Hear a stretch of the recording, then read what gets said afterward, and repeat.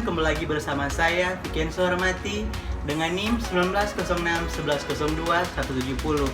Pada video kali ini, saya akan membahas mengenai revolusi industri 4.0, pandemi COVID-19 atau coronavirus, dan manajemen operasional. Seperti biasanya, video ini dibuat dalam rangka untuk memenuhi tugas yang telah diberikan oleh dosen pengajar saya, yaitu Dr. Magdalena Wulur SCMM, dan dimentori oleh Kak Marta Setiasi dari kelompok 12. Oke teman-teman, tanpa perlu berlama-lama lagi, mari kita simak video ini bersama-sama. Check it out! Nah teman-teman, sebelum kita membahas revolusi industri 4.0 atau 4.0, alangkah baiknya kita membahas revolusi industri sebelumnya. Yang pertama ialah revolusi industri 1.0.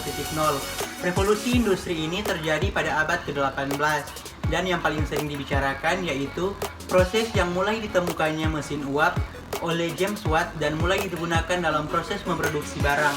Penemuan ini penting sekali karena sebelum adanya mesin uap, kita cuma bisa mengandalkan tenaga otot, tenaga air, dan tenaga angin untuk menggerakkan apapun. Namun yang menjadi masalah ialah tenaga otot terbatas, misalnya manusia, kuda dan sapi, dan tenaga otot lainnya.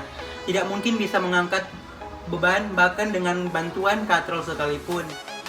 Tenaga otot membutuhkan istirahat berkala untuk memulihkan tenaga tersebut, sehingga mau tidak mau proses produksi harus berjalan terhambat. Yang kedua ialah revolusi industri 2.0. Revolusi ini ditandai dengan ditemukannya tenaga listrik. Revolusi industri pertama memang penting dan mengubah banyak hal. Namun, yang tak banyak kita dipelajari adalah revolusi industri kedua yang terjadi di awal abad ke-20. Saat itu, produksi memang sudah menggunakan mesin. Tenaga otot sudah digantikan oleh mesin uap, dan kini tenaga uap mulai digantikan dengan tenaga listrik. Namun, proses produksi di pabrik masih jauh dari kata modern. Yang ketiga, revolusi industri 3.0. Setelah mengganti tenaga otot dengan tenaga uap, lalu produksi paralel dengan serial, perubahan apa lagi yang bisa terjadi di dunia perindustrian? Ya, benar sekali. Faktor berikutnya yang diganti adalah manusianya. Setelah revolusi industri kedua, manusia masih berperan amat penting dalam produksi barang-barang.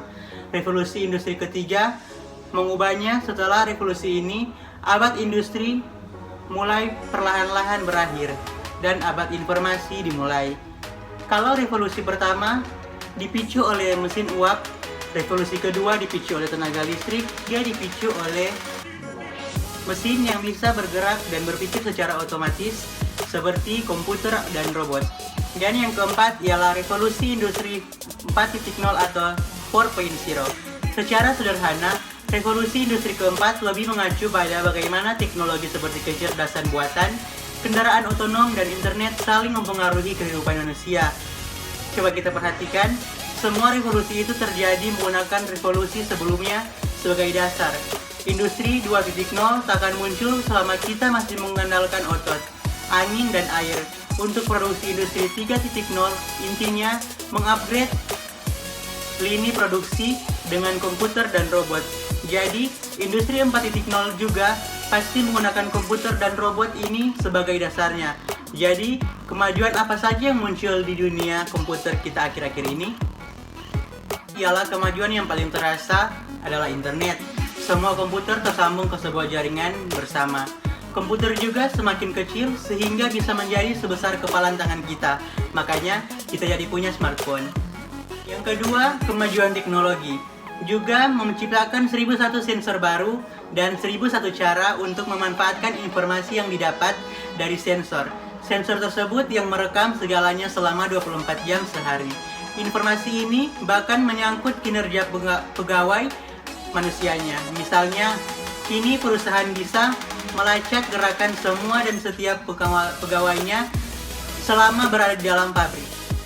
Yang ketiga berhubungan dengan yang pertama dan kedua adalah cloud computing. Perhitungan rumit tetap memerlukan komputer canggih yang besar. Tapi karena sudah terhubung dengan internet, karena ada banyak data yang bisa dikirim melalui internet, semua perhitungan tersebut bisa dilakukan di tempat lain, bukannya di pabrik. Yang keempat ini yang sebetulnya paling besar, yaitu machine learning. yaitu mesin yang memiliki kemampuan untuk belajar, yang bisa sadar bahwa dirinya melakukan kesalahan sehingga melakukan koreksi yang tepat untuk memperbaiki hasil berikutnya. Dengan kita mengkombinasikan keempat hal ini, artinya perhitungan yang rumit luar biasa dan tidak terpikirkan tentang hal apapun bisa dilakukan oleh superkomputer dengan kemampuan di luar batas kemampuan manusia. Selanjutnya kita masuk ke dalam pembahasan, yaitu pandemi COVID-19 atau coronavirus. Pandemi COVID-19 atau coronavirus adalah peristiwa menyebarnya penyakit coronavirus 2019. Wabah COVID-19 pertama kali dideteksi di kota Wuhan, Provinsi Hubei, Tiongkok pada tanggal 1 Desember 2019 dan ditetapkan sebagai pandemi oleh Organisasi Kesehatan Dunia WHO pada tanggal 11 Maret 2020. COVID-19 diduga menyebar di antara orang-orang terutama melalui percikan pernapasan atau droplet yang dihasilkan selama batuk. Percikan ini juga dapat dihasilkan dari bersin dan pernapasan normal. Selain itu, virus dapat menyebar akibat menyentuh permukaan benda yang terkontaminasi dan kemudian menyentuh wajah seseorang. Penyakit COVID-19 paling menular saat orang yang menderitanya memiliki gejala, meskipun penyebaran mungkin saja terjadi sebelum gejala muncul. Periode waktu antara paparan virus dan munculnya gejala biasanya sekitar 5 hari, tetapi dapat berkisar 14 hari. Gejala umum diantaranya ialah demam, batuk, dan sesak napas. Komplikasi dapat berupa pneumonia dan penyakit pernapasan akut berat. Upaya untuk mencegah penyebaran virus corona termasuk pembatasan perjalanan, karantina, pemberlakuan jam malam, penundaan dan pembatalan acara, serta penutupan fasilitas. Sebagai tanggapan terhadap pandemi, beberapa wilayah telah melakukan pembatasan sosial berskala besar atau PSBB.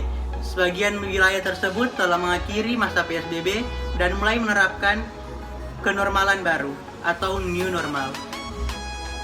Pemerintah melalui Kementerian Keuangan telah mencatat setidaknya ada 8 dampak utama merebaknya COVID-19 bagi perekonomian di Indonesia, mulai dari tenaga kerja hingga kinerja industri di tanah. Berikut adalah pengaruh merebaknya pandemi COVID-19 bagi perekonomian Indonesia. Yang pertama ialah meluasnya PHK, yang kedua ialah konstruksi PMI manufacturing, ketiga ialah kinerja impor, keempat ialah dampak inflasi, dan kelima pembatalan penerbangan, keenam menurunnya jumlah wisman, ketujuh kehilangan pendapatan sektor, dan yang terakhir ialah penurunan okupansi hotel. Jelas bahwa COVID-19 membuat industri 4.0 menjadi keniscayaan bagi industri. Kegiatan bisnis dan operasional akan bergantung pada konektivitas jaringan dan sistem. Pertukaran data dan informasi perlu dilakukan secara cepat dalam penciptaan produk. Sistem kerja berubah dengan penyesuaian kesiapan memasuki industri 4.0. Dapat dilihat dari kemampuan perusahaan mengelola bisnis di tengah wabah saat ini. Semakin mudah karyawan melakukan pekerjaan dimanapun dia berada, maka dapat dikatakan perusahaan tersebut telah siap memasuki era industri 4.0. Dalam sejarahnya, ilmu manajemen lahir dan bertumbuh bersama revolusi industri untuk menyediakan pengetahuan tentang efisiensi. Manajemen juga menganggap bahwa manusia adalah unsur yang terpenting. Fungsi manajemen operasional juga mengikuti perkembangannya, bukan hanya terjadi pada perusahaan skala besar, bahkan sekelas UMKM sudah mulai menerapkan 4.0, semua berlomba untuk bertahan.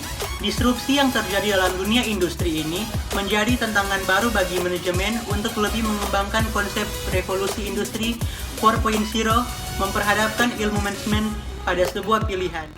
Ditambah lagi, semakin menjamurnya penggunaan utilitas atau peralatan yang modern, peralatan baru yang canggih yang mulai terjangkau, kualitas hasil produksi yang semakin meningkat, research and development yang selalu digunakan dalam pengembangan desain produk. Kemudian dikembangkan menjadi sebuah sistem manajemen operasional yang lebih dinamis. Fungsi manajemen operasional kini jauh lebih kompleks, namun mudah dijalankan, tidak kaku terhadap perubahan yang ada untuk mampu bersaing memenuhi kebutuhan konsumen. Contohnya, perencanaan yang lebih konsisten pada pengembangan industri, pengorganisasian yang berorientasi teknologi, pengarahan menjadi lebih efektif.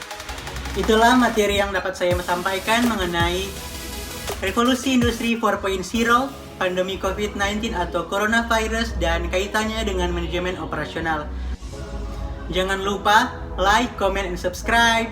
Thank you for watching. Bye!